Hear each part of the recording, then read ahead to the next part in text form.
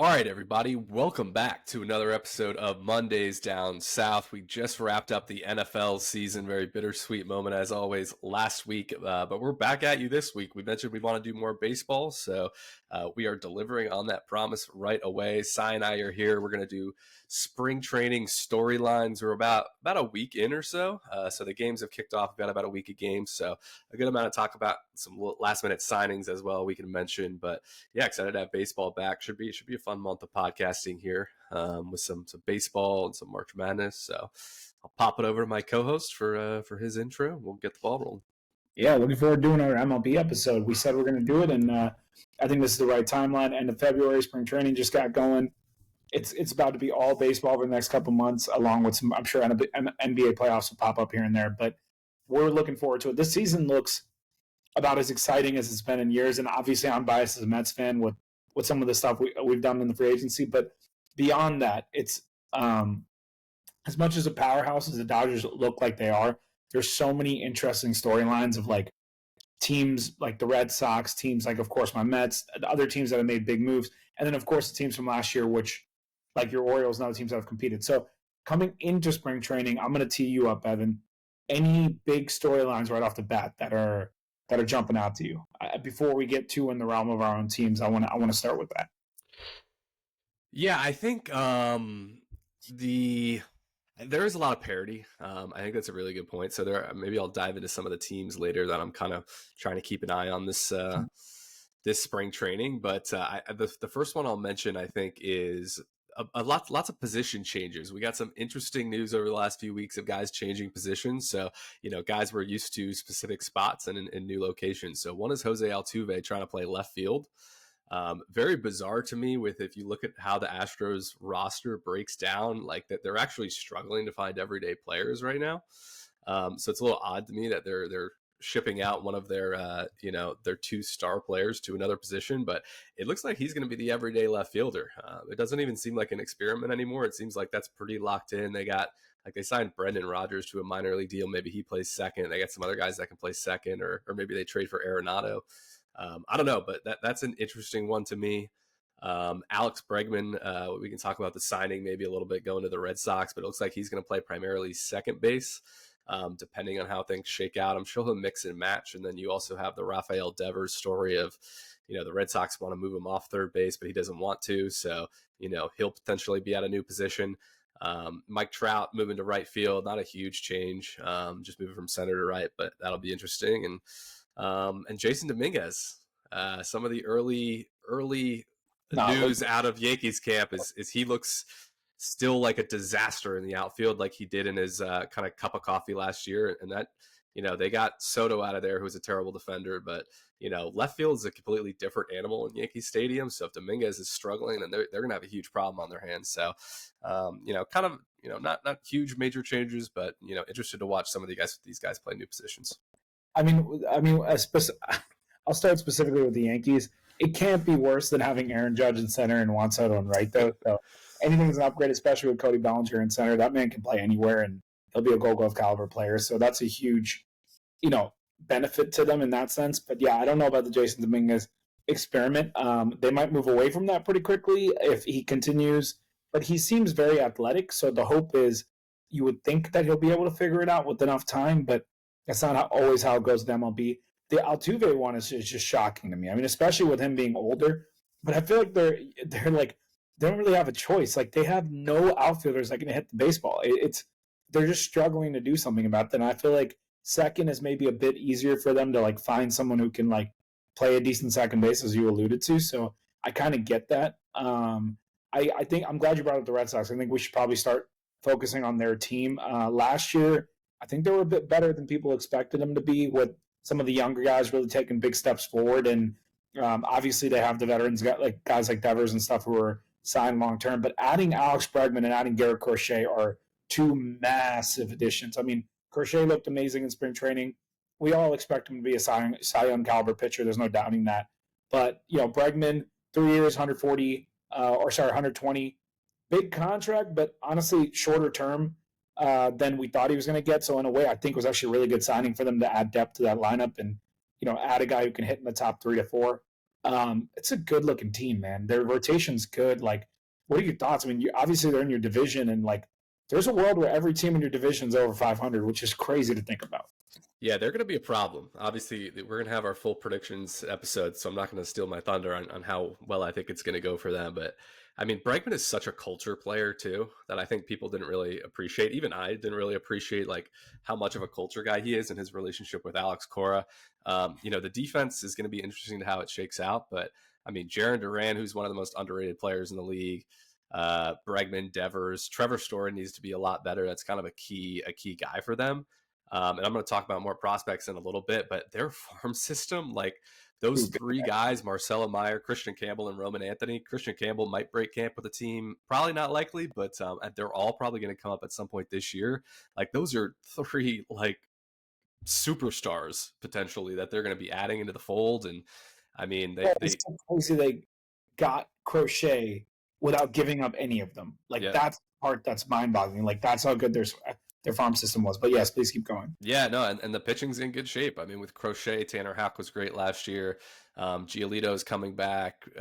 Brian Bayo needs to take another step. He was supposed to be a top of the rotation guy. He hasn't quite looked like that, so that's key piece. And I think Walker Buehler is going to have a good year. Bounce back on a 1-year deal, so I think he's going to be good for them. So that team looks really good. Yeah, that team looks really good. It's going to be interesting with all the guys they have. Like, they have extras. Yoshida is kind of an extra at this point. Willie Abreu had a nice little breakout last year. He's kind of an extra with all these prospects, so it's going to be interesting. But yeah, they're definitely a scary team in that division. Yeah, Walker could be the like make or break for them. If he is good, I'm not saying he needs to be the AC was a couple years ago, but if he can be a top 3 guy this year for them and like do kind of what he did in the playoffs for the Dodgers, oh my gosh, that is a scary team. And then the other thing is, given how deep their farm system still is, there's a world in which they can still add another starter, midway through the year when a trade needs to happen, and then it's just like they're playing with house money at that point. So yeah, pretty incredible situation. I'm really looking forward to seeing what their prospects do. Obviously, I'm sure you're not looking forward to it, but it's a fun team. I'm also looking at, here's an interesting team for you. One team that's had a couple new additions and are kind of young and funky and hard to predict are the Cincinnati Reds. Speaking of other Reds teams, if you will, what are your thoughts there? Because I see Brady Singer. He looked really good in his early start. He could add some value to them.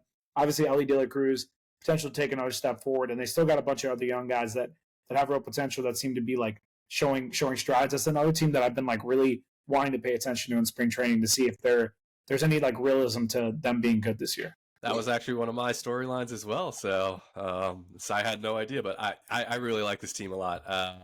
They have so many young players. A lot of them haven't panned out. So like Noelvi Marte, Christian Encarnacion Strand, but they still have so much there. And they made a couple sneaky additions, but I think the biggest thing here is Terry Francona. I mean, this is a big time manager right here that they're bringing in that could immediately change that culture. A little disappointing last year, but I mean, Gavin Lux, I really like that addition. He struggled a little bit finding his position, but the guy can hit. He can hit right-handed pitching, so he's going to be a nice pickup. And Austin Hayes, I'm biased here, but I'm an Austin Hayes guy. He had injuries and like he was sick last year, and it didn't go well with the Phillies. But he is mashing in camp, and he could be. Looks like their everyday left fielder, maybe a platoon guy. But I think that's another great addition. And Ellie De La Cruz, he could be an MVP this year. So there's a lot to like. Hunter Green had a great last year, so they need to find some more pitching. Rhett Lauder is a nice young pitcher that had a nice cup of coffee last year. So a couple other guys are already banged up out of the rotation, so that's maybe the question mark. But really, Terry Francona for me gives them a legit shot to win that division. And yeah, I like it maybe coming together a year later than they thought it would. Yeah, I agree that it's a team with an immense amount of potential. And normally I would say, okay, a bunch of young guys, rotation's a bit like there's potential, but no one, like it's not like one thing yet.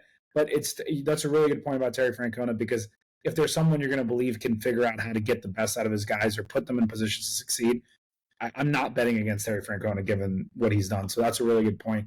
I'm going to kick it over to you. I want to know if there's any other teams that like stand out to you right off the bat as teams that you're watching. I know I didn't intend to steal one of yours, but I'm glad we're on the same page though. Yeah, the other thing I'll mention about the Reds is Matt McLain. Matt McLain missed so much time last year right out of the gate, and I think that just killed them right from the jump. So having him back for a full season is huge. I guess that the one I'll bring up is the Yankees here. How does replacing Juan Soto look? So definitely keen to get your view on this. We talked about Dominguez, who is going to be a key piece in replacing the bat. But the defense looks like it's not going to be an upgrade there. Stanton is already looks like he's going to be out for a long time. It's kind of unclear what the issue is, how long it's going to take, but it sounds bad to me.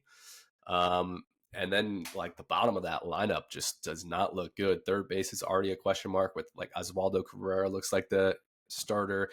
DH now with Stanton out looks like it's either Dominic Smith or Ben Rice platooning with like DJ LeMahieu and Cody Bellinger. I like, but their fans on Twitter are just overrating him so much. Like he's a slightly above average hitter, slightly above average defender that can play outfield or first base. Like he's a good player. He is nowhere near going to replace what Soto gave them last year. And I think culturally too, Soto was just like the vibe with him and Aaron Judge. Yankees were always talking last year about how they're just built on friendship. And like, even though they had a $300 million payroll, but like they were just all good buddies and, you know, whatnot. So I'm a little concerned about the offense with Stanton being out. The pitching looks amazing. Fried, Cole, and Heel. You know, I'm not a big Rodon guy anymore, but like Clark Schmidt's really underrated. The bullpen's going to be good with Devin Williams, but I'm concerned about the offense there. So I'm curious to see what you think on how that's going to look. Yeah, I was going to say, you just can't replace Juan Soto, right? Like we're talking about arguably, when you factor in age, the best hitter in baseball, if not definitely top five. That's not even a question, right? So putting all that aside, the goal I think for them is run prevention because like and that comes down to pitching. So my thing, though, is if you want run prevention, no matter how good your pitchers are, your defense needs to be good.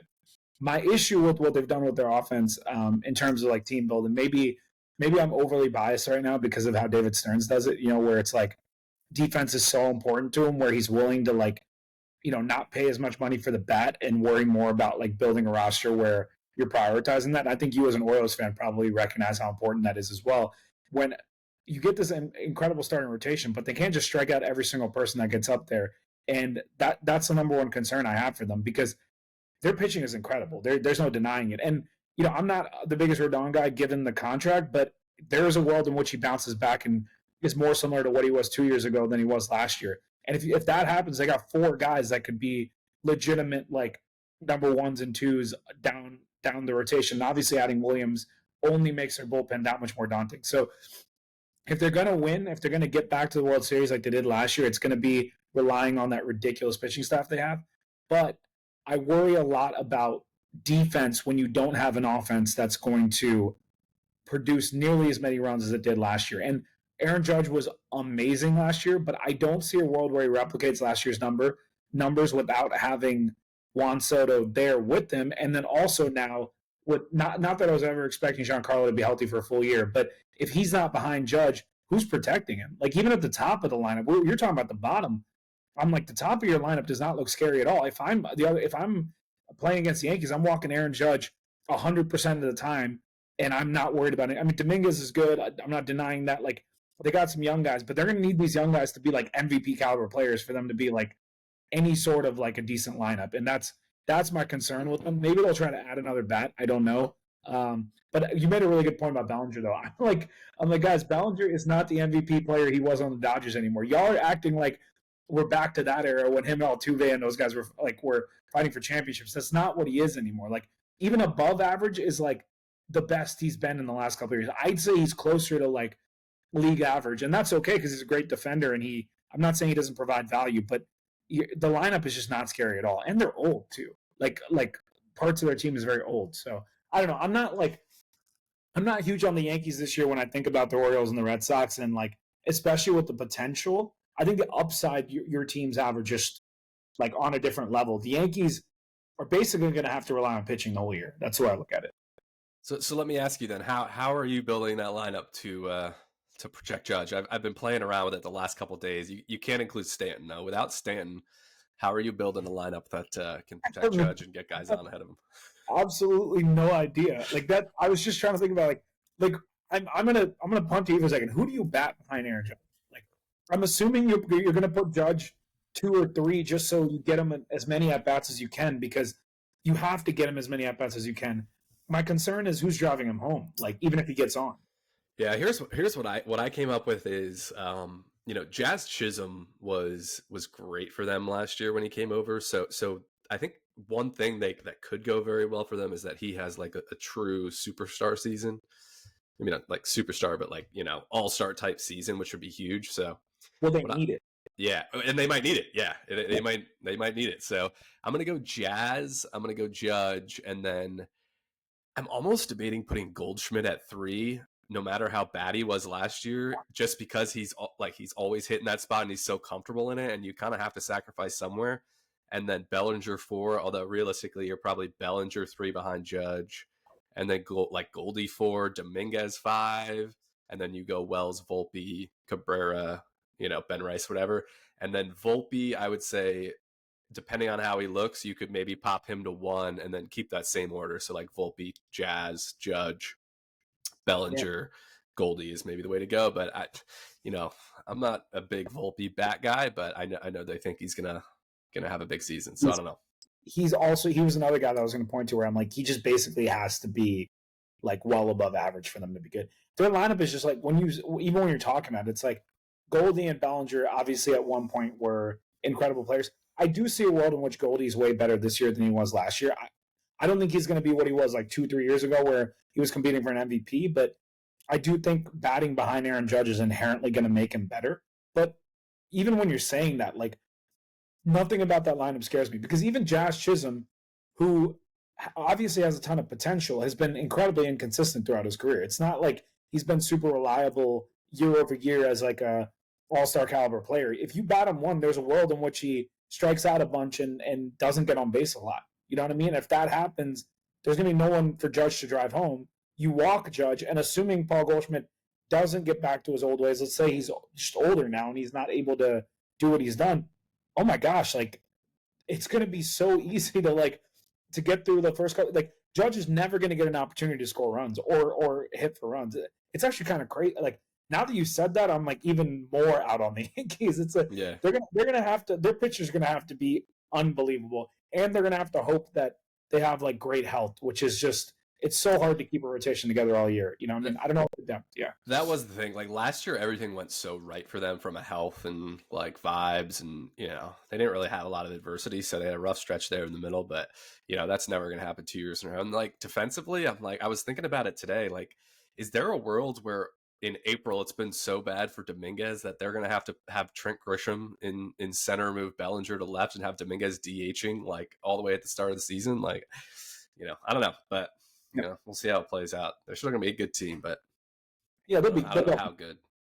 They'll be good, but I mean, I don't want to give a spoiler. I'm definitely not picking them anywhere near the World Series as presently constructed. I'm going to need to see a lot go right before I do anything like that. Love it. I'm good with that. What do you got? You got another storyline to?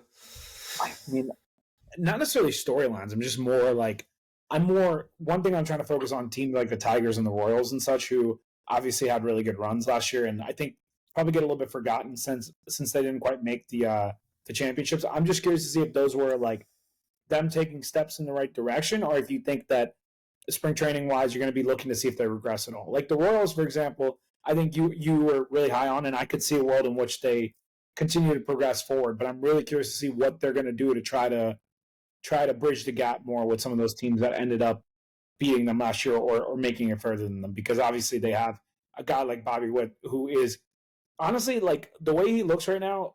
We could be talking about like the next Mike Trout type player. Like that's how ridiculous he's been since day one. So I'm curious to see what they do to build around him. I don't want him to pull an Angels. Yeah, I love both of those teams. Yeah, I love the Royals last year. I think they're even better this year. Top of the rotation is back with Reagans, Lugo, Waka. I like the lineup. You mentioned, you got a star player in Bobby Witt. I love Vinny Pasquantino. They had Jonathan India, which should be a nice bat for them. And they're just able to mix and match really nicely. The bullpen should be good. The Tigers as well. The Tigers, Jackson Jobe, we're going to talk a little bit about prospects here, but Jackson Jobe, full season of him with Tarek Skubal. They got Jack Flaherty back. Mm-hmm. They're always going to mix and match like maniacs and like figure it out because they have like a dozen just like random starters slash relievers that no one knows the name of, but they're all just demons out of the bullpen slash rotation. So Gleyber Torres, like I didn't love the pickup as much. I would have loved to see them get Bregman, but I don't think Bregman wanted to go there. So, yeah. But they got a lot of nice young players. So I like both of those teams, and then the Guardians are always going to be there. But I think I'm probably going to go with a new division winner other than the Guardians. I'm not totally sure who it's going to be, but I like those two teams to have a really good shot. I think I agree with you. I think in the AL, those are very interesting. I feel like the AL is pretty wide open. You know what I mean? Like the Red Sox are have the potential to make some noise. Obviously, your Orioles are going to be up there always, especially with the core that you guys have. The Texas Rangers are another team that I'm definitely watching because last year was a down year with a bunch of injuries they have.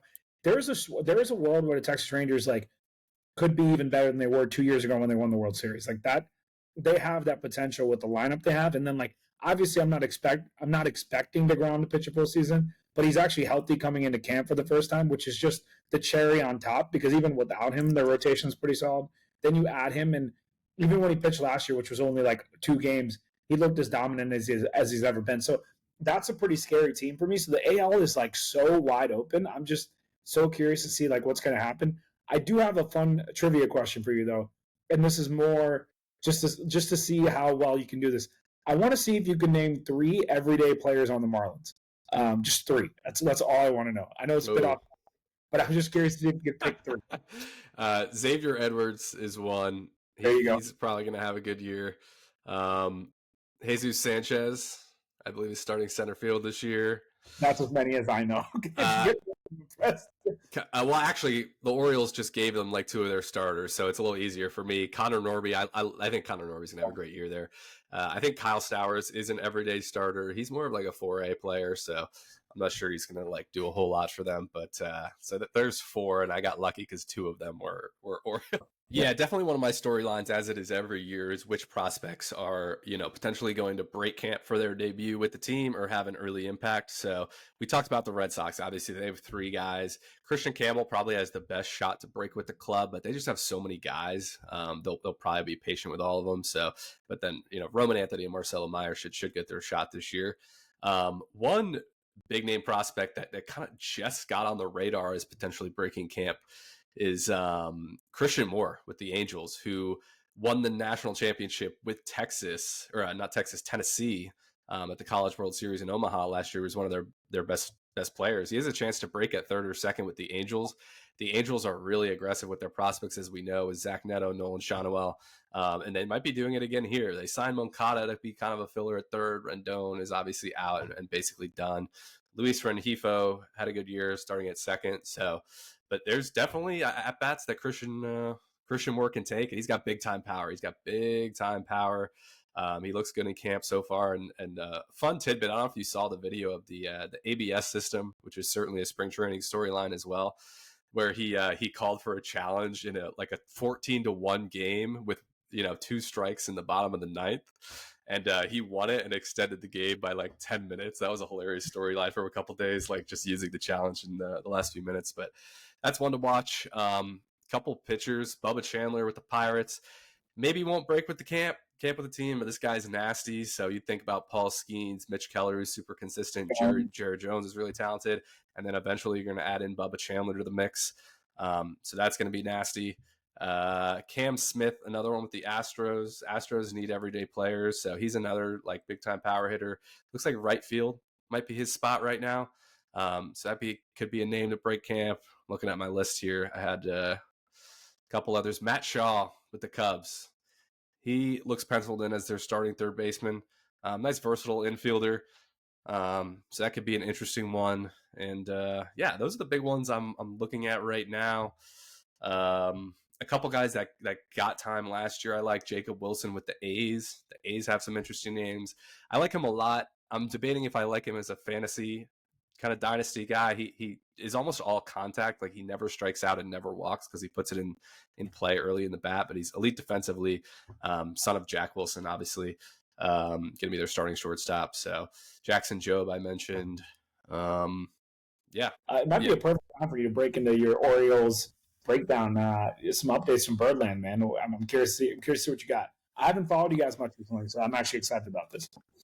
Yeah, luckily, so I guess for the viewers, one thing I think we're going to try to do this season is kind of do State of the Unions on each week's baseball episode for the Orioles and Mets, obviously our teams, and just kind of get it out of the way at the beginning. So luckily, I think there's not a lot of drama in Orioles camp this year. I don't think that this big storylines, I think, are Felix Bautista coming back off Tommy John. That's huge. Our bullpen was, I think, outside of the top 20 last year, which is one of the biggest reasons why we kind of took a step back and like not having, 2 years ago, best closer in baseball, not having him last year was huge. He looks healthy right now. They're still kind of easing him back in. And, he's probably not going to pitch on back-to-back days to start the year and like not have a lot of, 2-inning outings, which he was doing 2 years ago. So they're going to be careful with him, but he does look good. The split looks nasty. The velocity's coming back. So far, so good. And it's a huge addition from last year. And then the other big one was Tomoyuki Sugano, who the Orioles signed out of Japan. He won the Japanese MVP last year. He's like an all-time great Japanese pitcher. He's 35, so he's a little older, which is why he doesn't get the same kind of recognition as Sasaki and Yamamoto. And he's also more of just to control commands, like, low 90s, uses a ton of different pitches. So, less sexy than those guys. But, he looks really sharp early in camp. And, what kind of starter can the Orioles get out of that, right? Is it more of a back-end starter, or can you get him to be like a number 3 or even higher starter? Like that would be huge.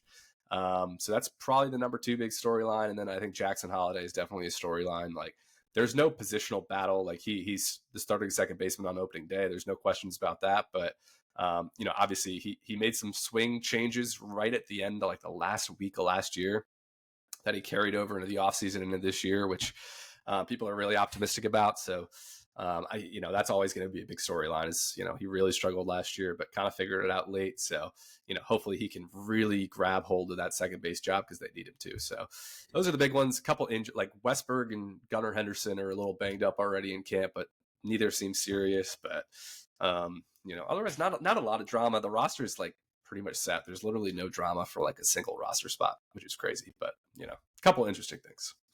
You think rotation wise, given Sugano's progress, you feel pretty happy with where you're at right now, and then maybe you think you add later on in the year if you need to? Is that you think that's kind of the philosophy right now? It's a floor rotation, I think, is the plan. So if you look at 2 years ago when the Orioles won 100 games, the rotation was like 10 to 12, something like that. You had guys like Kyle Gibson. Like you didn't have a ton of stubs. That was the Kyle Bradish breakout.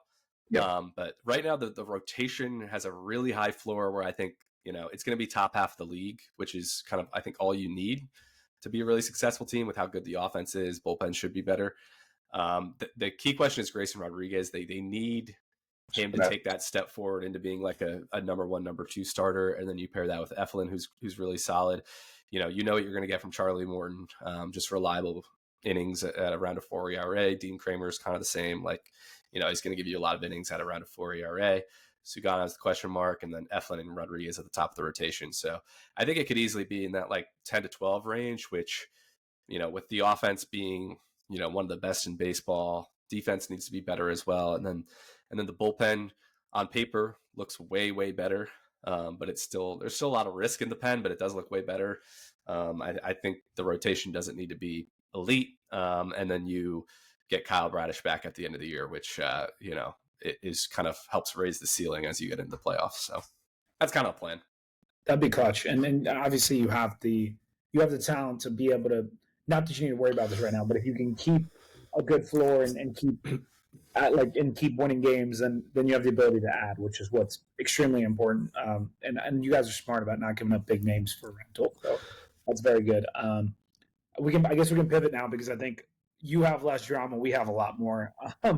Obviously, I'll start with the fact that we brought Pete Alonso back, which was massive. We haven't talked about it since. Obviously, I would have loved to have had a podcast, but I didn't want to just do like a 10-minute segment about just my Mets. But now that we're talking about it, oh my gosh, David Stearns this guy's built different. I don't know how he got Pete for basically 2 years, $55 million-ish, and then year 1 is more money, so he has an opt-out after.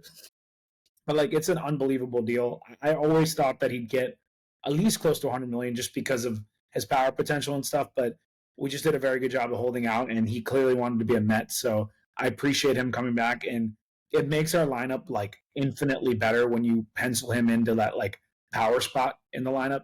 So the fact that our top of our lineup now includes Francisco Lindor, Juan Soto, Pete Alonso, Mark Vientos, and Brandon Nimmo in whatever order you want to put them, and then you have a bunch of guys afterwards who have the potential to add value but don't need to be anything exceptional is just I'm so happy with our offense as presently constructed, and even our defense looks good. Like I think people are pretty like set in where they're going to be playing. The big positional things I would look at for our team right now is first and third are now good to go with Pete there and Vientos at third.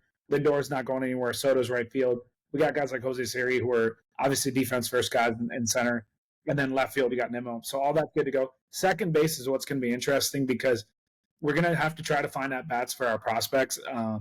We have so many guys that like could break, into camp or get in early or early to midway through the season. You got guys like, of course, Luis Angel Acuna, who was great last year when he came up. And then you're also looking at people like Brett Beatty, who have come up, struggled, gone back down, but then he's just breaking in AAA. So it's like he's basically like, you want to give him one more shot if you're not going to trade him. You got Ronnie Mauricio coming back from injury who looked really good before he got hurt. There's just a lot of camp battles. Ryan Clifford looks good, but the problem is first base not open. So we got a lot of guys who are getting close to the MLB ready. Drew Gilbert got hurt last year, but if he has a great first couple months, you're going to start wanting to bring him up. So there's just a lot of people we got to try to figure out ways to get him at bats in the majors. But at the same time, we're trying to compete. So it's like one of those weird situations. You as an Orioles fan know that better than most. It's a good problem to have. So that's kind of the state of the offense. I look forward to seeing what we do. One thing I'll tell you to keep an eye out for, and you're going to think I'm crazy for this. I want to give a shout out to Giraffe Neck Mark and his boy that they do a podcast with. They were talking about Jeff McNeil, and this guy has this innate ability where every other year he has a good season, and then every other year he has a bad season. And apparently he has looked awesome because in the last month and a half of last year before he got hurt, he was raking like he was hitting like Jeff from a few years ago. And apparently coming into camp, he looks a lot like that because he's fixed his swing to go back to what it was a few years ago instead of trying to focus so much on, pulling or whatever it is. He's getting back to his old ways. So if Jeff McNeil comes out there and he's even close to what he was 2 years ago, our lineup is going to be incredible because you were talking about Holiday working on his swing. Francisco Alvarez has been working on his swing. He's been working with, actually, funny enough, he's been working with JD Martinez, who used to have the big loopy swing and cut it down and then turn into a great hitter. If we can get anything out of him, we don't need more than 240 to 250 with 25 to 30 home runs, which he can do. He did it 2 years ago. I mean, I'm going to be crying tears of joy from lineup. Now, I spent all that time on the lineup, and our bullpen, we got AJ Minter. Everyone knows the state of the bullpen. Diaz looks good. I'm happy with the bullpen. The rotation, I was so happy because David Stearns, I trust. We get Kodai Senga back. Hopefully he'll be able to pitch healthy the whole year. He was always going to be our number one, number two, along with Sean Manaea. But unfortunately, Sean Manaea has gotten hurt. Frankie Montas has gotten hurt, which are two of our top four pitchers, I'd say, coming into the year. Manaea, clearly the one or two in our rotation, right next to Senga. And he was amazing for us last year. It looks like he should be back in the middle of April, but it's still concerning because, a guy that you just re-signed to a solid contract who looks awesome, the last thing you want to see is him dealing with an oblique and then that affecting his efficiency coming into the year because apparently he's been working with Johan Santana on his changeup and then pairing that with the cross action that he picked up from Chris Sale last year. He has a real shot to make some serious noise. So I'm just really hoping we get him back because with Montas basically out for, I'm going to guess at least till the middle of the summer, given the current situation, this is where depth really comes into play. And it's a bit of a concern. It's a good thing we got guys like McGill and people like Buto, who ideally we didn't want to bring Buto back into the rotation. We wanted to keep him as a reliever this year, as a long man, but we might be forced to do it if we continue to have to deal with some of these injuries. So that's kind of where the point of concern is, and that's where we're trying to be a bit more creative. I trust David Stearns to find value in guys and be able to kind of, even guys like Griff Canning, who are objectively have not been great, but he's going to try to get some innings out of them. But the number one guy I want to point to right now, though, is Mr. Clay Holmes, who obviously was a big-time setup man for the Yankees. He has looked amazing so far in his transition from reliever to starter. And obviously, we've only seen him face minor league players and like face people in spring training. But I've heard his stuff has looked terrific. Apparently, his sinker is sitting at like 95, 96, which is just awesome because he's a ground ball merchant with that pitch. Apparently, his fastball has gotten way better, and he's found a new changeup that he's been working on that apparently looks really good. So Clay Holmes is really like what he's going to need to be good for us to be able to do what we want to do this year until we can get guys like Mania back to their full self. And I don't know how we're going to add. So I know that's a mouthful, but that's the number one point of concern we have because I have no doubt our lineup's going to be good. I cannot wait for that Lindor, like Soto first game of the year. Them batting back to back is like, I mean, I couldn't dream of a better scenario. So it's just a rotation. I'll kick it over to you to see if you have any thoughts, though. No, yeah, agreed on pretty much everything there. I saw a good Clay Holmes tweet earlier that you would appreciate. I'll try and find it and send it your way. But I get like they gave him credit for adding like, or at least playing around with 3 new pitches, which would be huge. I think they counted four-seam fastball as a new pitch. I mean, obviously he had it, he just didn't use it out of the bullpen. But you mentioned the change, and then I think a cutter as well. To go with the usual sinker slider he's got. So it's going to be interesting to see which ones he keeps in regular season game action. It didn't have like the kind of the outcomes on those pitchers and like how they're looking, but yeah, I mean, and David Peterson too, I like a lot.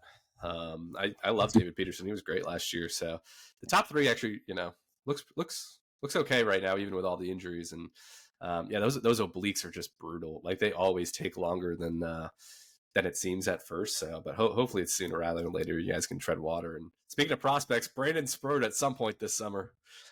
I'm starting to think we're gonna feel the urge to bring him up sooner rather than later because he's a bit older too as far as prospects go. The guy's touching like 100 and coming into camp, it's ridiculous how much potential he has. So I mean, I think our plan was always to make him like a pretty integral part of our rotation. What stings so much for me is Christian Scott getting hurt midway through last year because he was always supposed to be a guy that was like a middle rotation guy for us who has real potential to be like, above average. So that's interesting. But a bit of pitch analysis for you, which I actually heard on a different podcast. Apparently a pitch that people are really excited about with Clay Holmes is the kick change. And there's only a few guys who do it well, but apparently what you need, and I got to give a shout out again to the Mets Up podcast because they were talking about this. Apparently what makes a kick change like doable and great is the only one who like is notable for it right now is Logan Webb, who's obviously amazing and it's arguably his best pitch. It's apparently you need really long fingers for it. And that's apparently something Clay Holmes is like known for having. So it's apparently very effective for him. And that's why I think they taught it to him or focusing on that. So I just love hearing about like how a guy who was obviously a dominant reliever, but came into the majors hoping to be a starter is like kind of refining that journey, almost similar to Seth Lugo, if you will. And I could see a world where he really does become something good because his stuff is good, man. It's just a matter of, my concern is when a guy is learning so many different pitches, like making sure they hammer down which 4 to go with. I don't, right.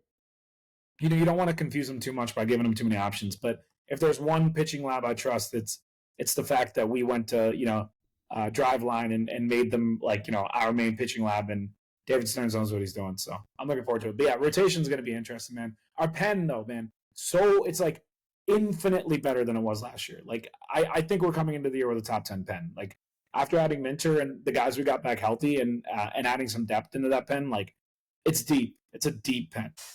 Yeah, it should be fun. The other storyline, I mean, you talked about the Dodgers, but the other one I had on my list is Roki Sasaki.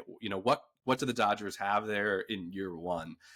People are, I think, expecting him to be like an ace, which I do not think is the case. I've heard like scouts say he's like more of like a 3, maybe even like further back, and his velocity is a little bit down. So I think that's an interesting storyline as what Roki Sasaki looks like for sure, to go with the rest of their guys. So I he's not going to look like an ace. That's what I'm going to say. That's my take. It's funny because like at worst, if he's a 3, he's like number 6 in their rotation right now. Like that's why it's just so unfair, bro. They add Roki Sasaki. Of course, they get Kike Hernandez back at like a $6.5 million deal, which for a lot of people might seem like, oh, it's not that important. But as soon as October comes around, this guy turns into like Mickey Mantle. So I was like so mad they just happened to re-add him.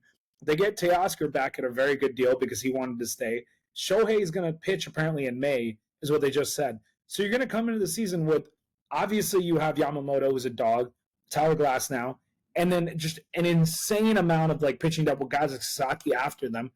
And then you're going to add, I'm sorry, I didn't even bring up Blake Snell, who might be better than all of them. I would actually argue Blake Snell is their best pitcher. Yeah. And then you're going to add Ohtani to that in May, who could also viably compete for like the number 2 spot in their rotation. It's unfair. I mean, they're literally like, and then you still have the top 3 of Shohei, Mookie, and Freeman. My only hope, and this isn't me rooting against him because I actually love Freddie Freeman, I just have to hope guys like Freeman take a step back.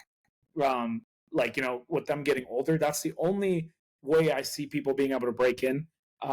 This is going to sound crazy. I still think that our lineups can compete with theirs just because of some of the age that they like Asians and such that they have. And I think there's a bit more of versatility with their lineup. But I mean, as an overall team, they're just stupid good. I mean, them adding Kirby Yates, are you kidding me? Like it's they're playing chess while everyone's playing checkers, man. It makes no sense to me. Yeah, they've got a loaded squad. They're gonna be tough to beat, but hopefully someone can do it. Other than the Yankees, preferably. But anything else? I'm checking my list. I think that's all I got. I was gonna mention the Cubs, but the Cubs aren't that interesting. But like Kyle Tucker, old faces, new places. But that's really just a rehash of free agency. But always, cool to see Soto in the Mets skier and Corbin Burns. Makes me sick to see him in the D-back skier and he was nasty. Kyle Tucker. Yeah, but I think that's... Weird one with Justin Verlander and the Giants skier is crazy. You're 20. Yeah, that'll be interesting. They have some nice young pitchers that he can mentor, so that'll be something to watch. But I'm also glad you brought it up. I didn't even give Juan Soto a shout out for homering in his first at bat with the Mets, as he did with the Yankees last year too. This guy, he's a legend, man. He creates myths on his own. It's wild. I did want to ask you real quick one last thing.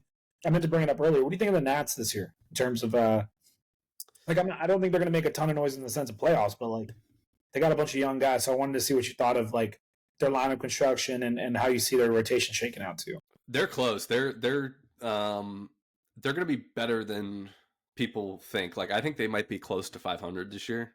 I really like the build they're doing. I think they're in really, really good shape. I mean, the outfield, Dylan Cruz is going to be a star. James Wood is a stud. Jacob Young, defense first, super speedy out there. CJ Abrams, maybe some maturity issues there, but good player. Luis Garcia, they added Nate Lowe, Josh Bell, stabilized the lineup a little bit. I like the rotation. They have some nice young pitchers. Mitchell Parker, DJ Hers, Jake Irvin, I think is his name, pitched really well last year. Trevin Williams is their vet. The problem is their bullpen is an abomination. Which honestly is smart because the bullpen should always be the last thing you do because it's so finicky. There's no reason to have a good bullpen if you don't think you're going to compete. And that's, they've kind of signaled that they don't think they have a chance this year with what they did with the bullpen because they did just get Kyle Finnegan back, which is clutch. So I guess he's going to be their closer, but the bullpen is an utter atrocity.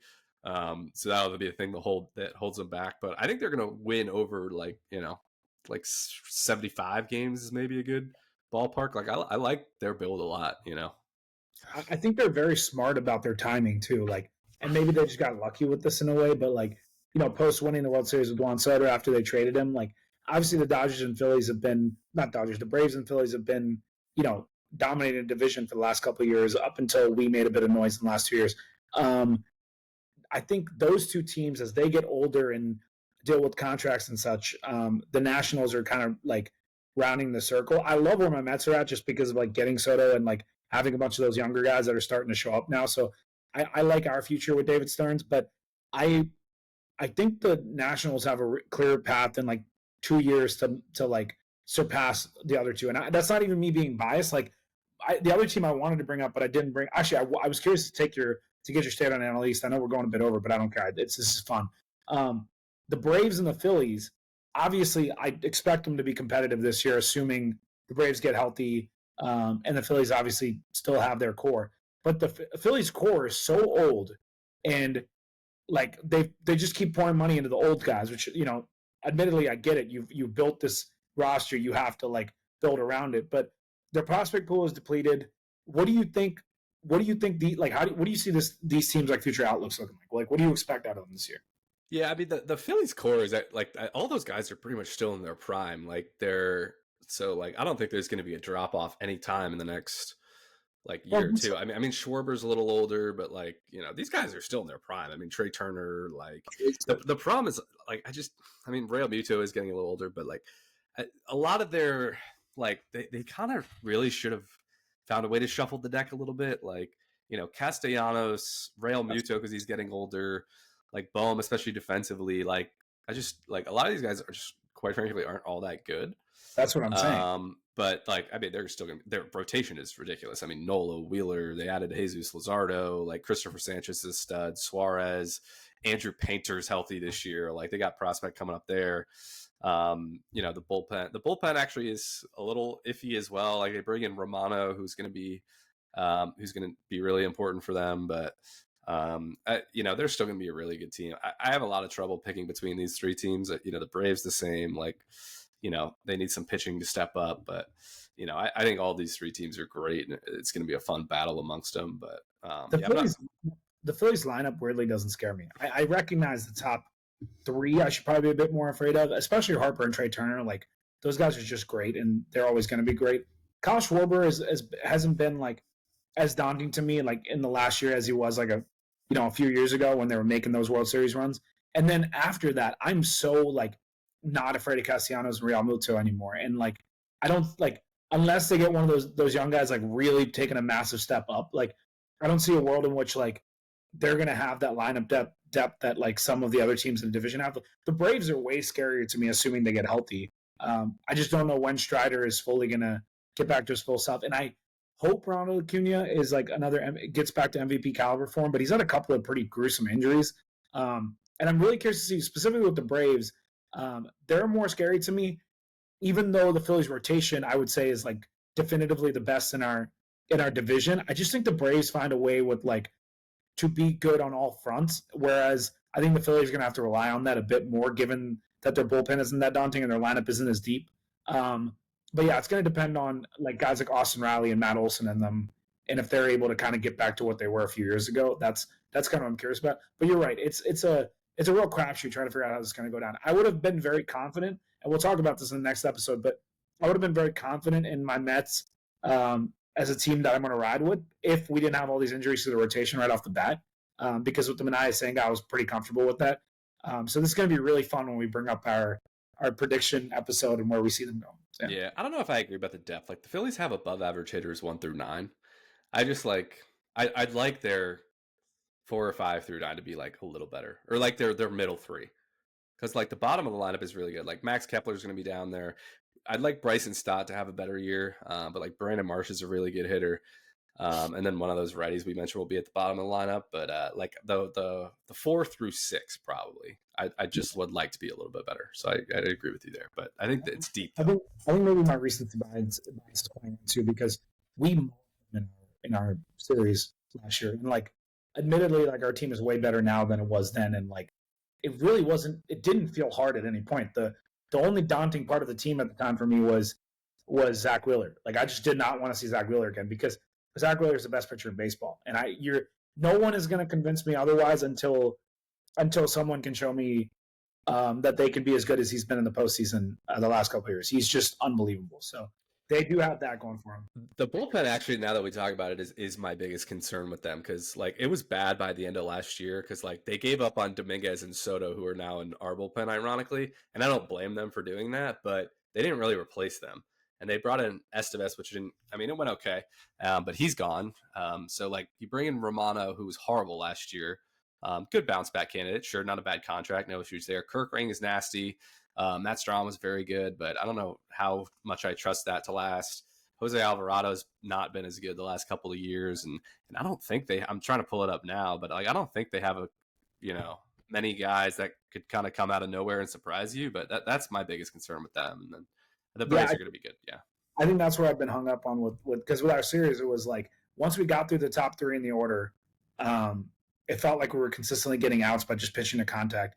And then the moment we got their starters out, I mean, it was like we were teeing off, and like, don't get me wrong, I'm already thinking about playoffs with a team like that, because like I'm not worried about regular season where all of our teams should ideally make the playoffs one way or the other, whether you win the division or you make it through the wild card, right? But it's more like I'm thinking long term, because these are teams the Phillies no longer in a situation where it's like, oh, if you win the division, that's a good season. Like they've had multiple opportunities at the World Series and they haven't done it. So I'm thinking of them as like, this is a team I'm scared of to win a World Series, and I don't feel that way as they're presently constructed. That's more what I'm saying. Like they felt way scarier to me like 2 years ago, even though I would say their rotation is better now. I just don't trust their lineup as much, you know. And anyway. I'm going on a bit of a tangent, but I'm sure this will come up again. Yeah, outside of the top four, Romano, Strom, Kerkering, Alvarado. Okay, that's fine. But like Jose Ruiz, Tanner Banks, Joe Ross, Taijuan Walker. Taijuan Walker's just an extra start. That's rough. That is rough. But that's a lot. Yeah, it should be fun. The NL East is going to be the AL East and the NL East are going to be some fun divisions to watch this year. The AL Central too, man. That's a really good division. Like the too, yeah. the West, I'm not too intrigued with. The NL West could be the Diamondbacks are going to be good. Like you're right. The NL Central too. Like, could the Pirates make a run? I didn't talk about O'Neal Cruz moving to center field, but their offense is terrible. But the pitching is gross, like we mentioned. So a lot of parity, like you mentioned. Yeah, a lot of divisions. Run. We can talk about the next. Their pitching is going to be so unreal though, but they they did nothing to help the offense. This is going to be like back when we had DeGrom and the guy like had a losing record when he had the best season ever. Like this is their situation.